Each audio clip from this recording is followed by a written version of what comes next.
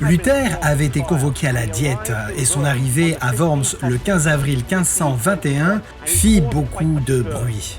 Les gens mouraient d'envie de le voir et son lieu de résidence était constamment plein de gens qui voulaient passer quelques instants avec cet homme courageux qui était prêt à se battre contre l'Église tout seul. L'apparition même de Luther était une victoire en soi. Le fait qu'il avait été condamné et excommunié, puis s'était vu donner une voix à ce procès, ébranlait l'autorité de celui qui l'avait excommunié.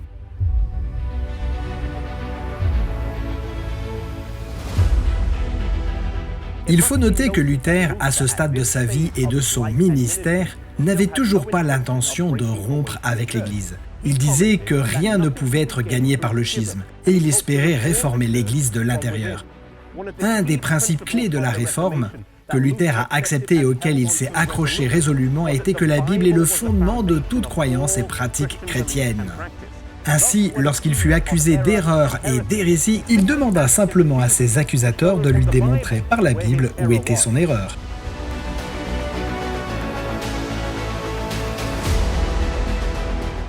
Alors qu'il s'apprêtait à entrer dans la pièce, quelques personnes lui ont donné des mots d'encouragement.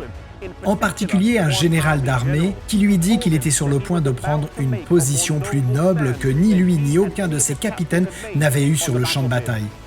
Il lui dit que si sa cause était juste et qu'il en était sûr, d'avancer dans la crainte de Dieu.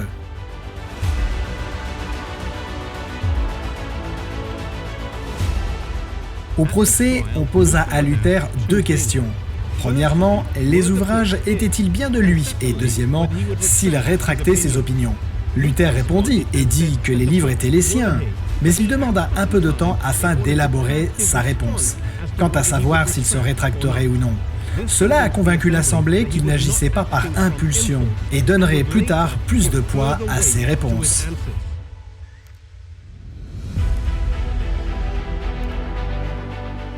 Le lendemain, quand Luther donna sa réponse, il déclara que ses écrits étaient de trois natures différentes.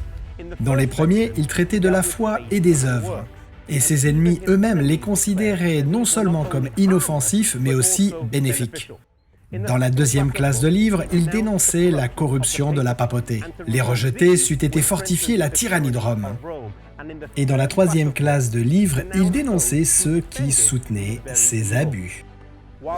Bien que Luther admit qu'il aurait peut-être pu être un peu moins sévère dans ses écrits, même cela, il ne pouvait les rétracter. Jusqu'ici, Luther n'avait parlé qu'en allemand.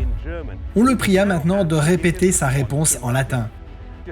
Malgré sa fatigue, il put le faire, et cela donna plus de poids à sa réponse. Et tout le monde dans la pièce entendit son discours une seconde fois. L'orateur le pressa pour obtenir sa réponse lui demandant « Voulez-vous, oui ou non, vous rétracter ?» Debout ici, à cet endroit précis, Luther donna une réponse qui est devenue célèbre au fil des siècles. À moins que je ne sois convaincu par les Écritures et la raison, je ne peux accepter l'autorité des papes ni des conciles car ils se sont souvent contredits. Ma conscience est captive de la parole de Dieu. Je ne peux ni ne veux me rétracter en rien, car il n'est ni sûr ni honnête d'agir contre sa propre conscience. Me voici, je ne puis faire autrement. Que Dieu me vienne en aide. Amen. L'Assemblée resta muette de stupeur devant ce qu'elle venait de voir et d'entendre. On lui demanda de nouveau s'il se rétractait, ce à quoi il répondit « Que Dieu soit mon aide, car je ne peux rien rétracter. »